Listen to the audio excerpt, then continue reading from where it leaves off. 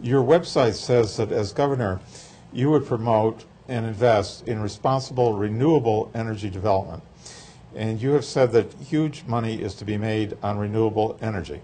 Do you really believe that the new economy has the potential to make the Industrial Revolution and the tech boom of the past look small?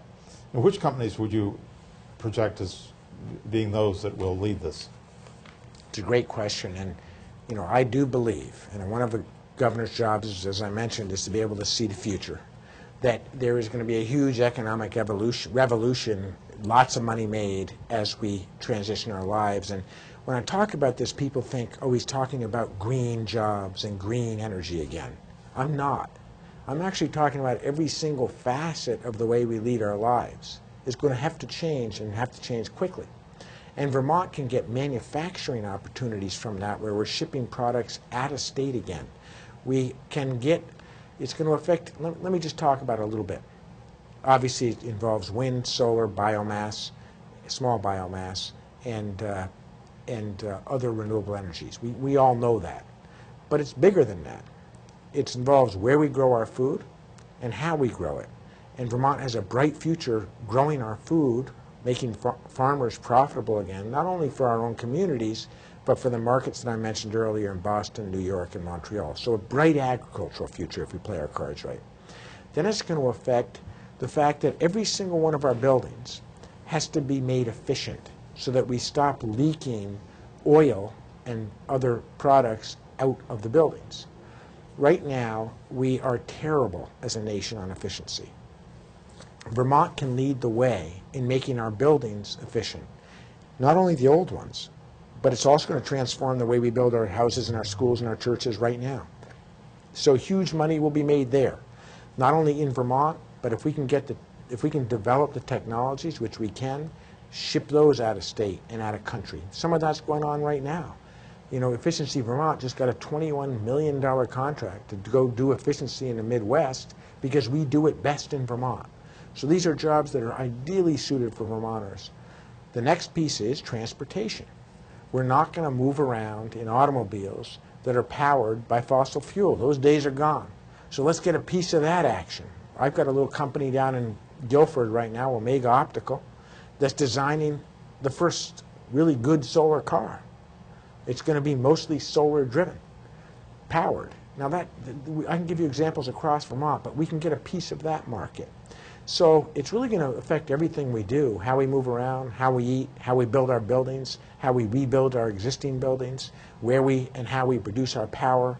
Huge economic opportunities. And Vermont is ideally positioned to get some sliver of that revolution. What I always say is, you know, Vermont pretty much missed the tech boom.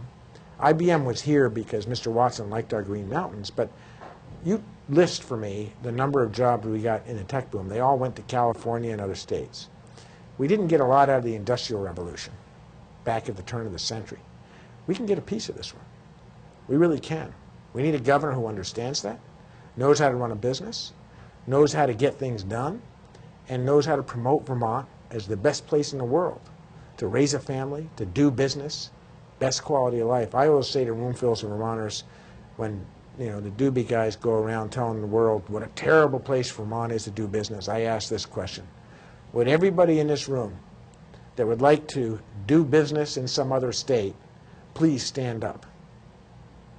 I haven't had anyone stand up yet. Nobody stood up. No.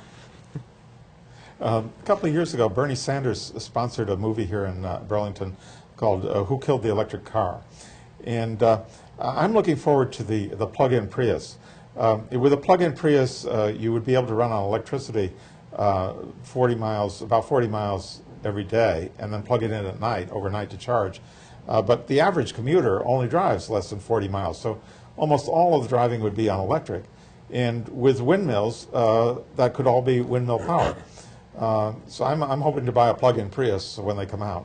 And I'm hoping to be the governor that makes sure that you have the portals to plug it in, powered by renewables, not just wind, but I think solar actually has more potential for Vermont than wind.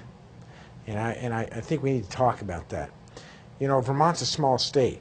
We can do some wind in Vermont, and we will. And what I'll do as governor is 3 things on wind. The first thing is spend about 6 weeks identifying the areas of Vermont that are so precious that we would never build wind there. We're not going to put windmills on the top of Camel's Hump. You know, we're not going to put windmills on the top of Mount Mansfield. So let's identify those areas. Then let's set up the following process for wind. First, we never build it anywhere that the local community doesn't vote to take it. And second, the tax benefits from wind should accrue to the people that live most closely to those projects and diminish when you get farther from them. Those 3 things will get us a lot of wind in Vermont. Having said that, I think that the potential for solar is even greater, because solar doesn't tower 400 feet in the air, and we're moving to much more locally generated power. And that's what a lot of these gubernatorial folks, I think, don't get. The days where we buy all of our power from an aging nuclear power plant or even Hydro-Quebec are actually coming to an end. We're going to be moving much more as communities to locally generated, locally grown, and locally developed power projects, much like Vermont used to be. You know, the road where I was born and raised had 3 little hydro dams on it. Now the water just runs through them as it heads down to Sackage Brook and Putney. We're going to repower. We've got to repower those dams, those existing dams. We've got to make sure that we're promoting renewables in our communities, that we're doing locally generated power projects. Huge potential there. That's how it's done in much of Europe. That's how we can do it here in Vermont. One of the things that people object to with wind and solar is that the sun only shines during the day and the wind doesn't blow all the time. So there's a problem of how do you store and the energy for when you need it. But with the plug-in hybrid cars, it's been found that you can use the energy stored in the cars when they're parked in garages to power the transmission lines. And so there's an in and out possibility with the energy if we have energy collectors in all the garages and parking lots. I think that's another area where we can have some economic development. No question. And you know, in each of these sectors that I'm talking about, and I'm talking big picture of the economic opportunities, the fact is that they're endless.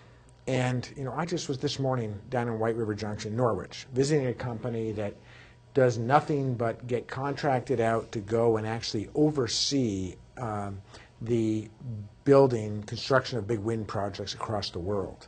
They're sitting in a barn in Norwich. They're employing 100 employees, not all in Norwich. They have different companies around the country.